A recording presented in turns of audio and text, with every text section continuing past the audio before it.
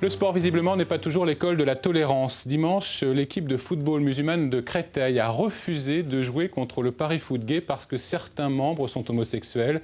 Le club parisien envisage de porter plainte et demande à être reçu par la secrétaire d'État chargée des sports pour évoquer l'homophobie dans le football. Alexandra Marie et Yves de Wulf.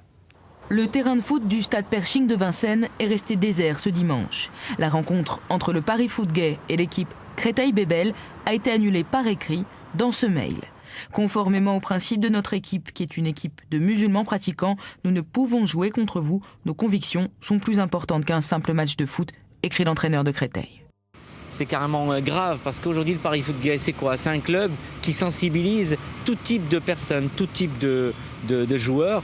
Il y a des gens qui sont beurre, il y a des arabes, il y a tout ce qu'on peut imaginer. Moi en ce qui me concerne j'ai des origines marocaines et on milite avant tout contre toute discrimination. Le Paris Foot Gay envisage de porter plainte. Quant à l'entraîneur de l'équipe de Créteil, il assume toujours sa décision. Finalement, quel rapport avec la religion? Parce que la religion musulmane, ça pose pas de soucis. Non, elle n'est pas du tout ouverte à l'homosexualité.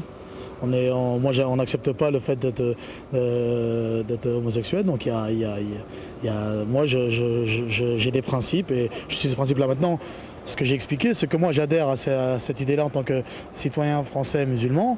Maintenant, si j'ai blessé des gens, si j'ai nui à quelqu'un, je m'en excuse. La commission football loisirs qui organisait ce match local appelle l'équipe de Créteil-Bébel à accepter la rencontre, sous peine d'être exclue du championnat. Et on apprend que Ramayad, la secrétaire d'État au sport, a déclaré qu'il s'agissait d'un acte anti-républicain. Et elle a appelé la Fédération française de football à se saisir du dossier.